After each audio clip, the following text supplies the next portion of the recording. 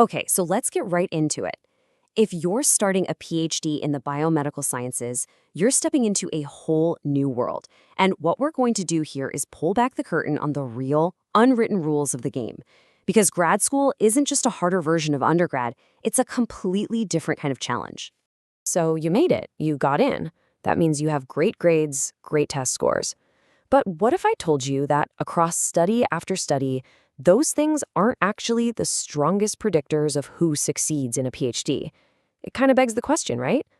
So, what does? Here's the reality. The skills that got you here won't be enough to get you there. You might think it's all about being smart and following instructions perfectly, but the truth is, a PhD rewards a totally different set of skills. What really matters is the quality of your mentorship, your persistence when things inevitably go wrong, and your ability to start thinking for yourself right from day one.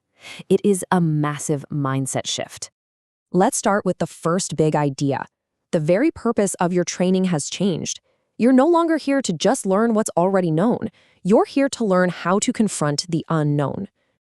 And this is absolutely crucial. Your main goal is to master the art of scientific reasoning when you have no idea what the right answer is. A PhD isn't about becoming a world-class expert at running one specific assay. It's training you to form a hypothesis, design a rigorous experiment to test it, and then interpret the messy, confusing data that comes back. You're training to become an independent scientist. Which leads us directly to the most important choice you're going to make. If your goal is to become an independent scientist, then your guide on that journey is everything. I'm talking, of course, about your choice of a lab and a principal investigator, or PI. And I want to be crystal clear about this. Choosing your mentor is the single most important decision you will make during your entire PhD. Full stop. It has a bigger impact on your success and your happiness than your project, the university, anything else. So what makes a mentor strong? It isn't just about scientific genius. It's about getting real intellectual guidance, someone who actively supports your career goals, and someone who fosters a lab environment that's both productive and psychologically safe. And there's a reason this is so important. Academic surveys consistently show that poor mentorship is one of the biggest reasons students leave their programs. So if you take just one thing away from this section, let it be this formula. Your mentor is more important than your project. Why? Well, because projects pivot, they change, they fail completely sometimes. But a great mentor, they define your entire scientific path. They teach you how to think, and that is a skill you will take with you forever. Okay, so once you're in the right environment, it's time to build your toolkit. These are the practical skills that are going to transform you from a student into a scientist, someone who's capable of generating and interpreting their own data. Let's tackle a question that causes a huge amount of stress for new students. This constant feeling of failure. You run an experiment, it doesn't work, and you feel like you've just wasted a week. Why does this happen so often in research? Well, the first thing we have to do is completely reframe that question, because experiments at the cutting edge of science, they don't actually fail. They generate data. This is the mindset shift. Every single outcome, whether it matches your hypothesis or not, is information. It's telling you something about the biological system, it's helping you troubleshoot, or it's forcing you to refine your original question.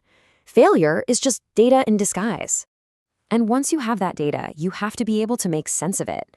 This brings us to a non-negotiable rule of modern biomedical science. You must develop the skills to analyze your own data.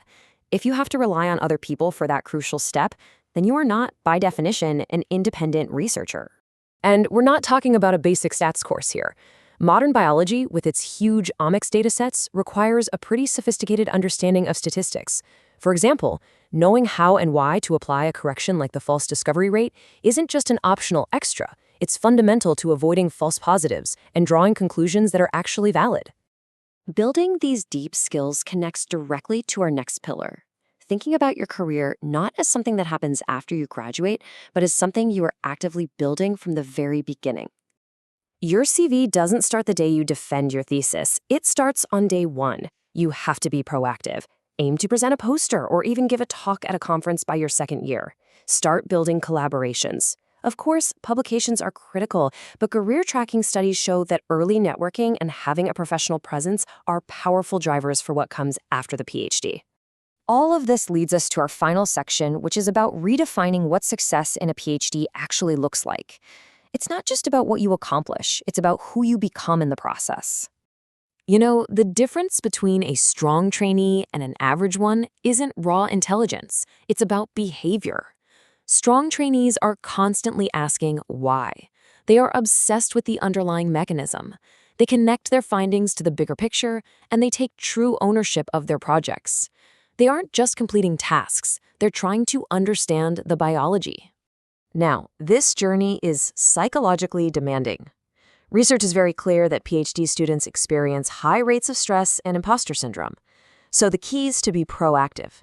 Seek out structured mentorship, set clear and achievable goals with your PI, and most importantly, learn to separate your personal identity from the day-to-day outcomes of your experiments. Your value as a person is not determined by your last Western blot. And this brings us to the ultimate takeaway. Yes, publications are important. They are the currency of academia. But they are just the outputs.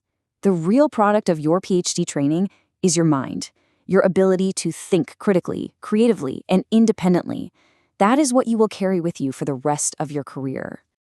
So as you start this journey, remember that the true goal isn't just to earn a degree. It's to become an independent thinker capable of pushing the boundaries of knowledge. The only question left to answer is, what kind of scientist will you choose to become?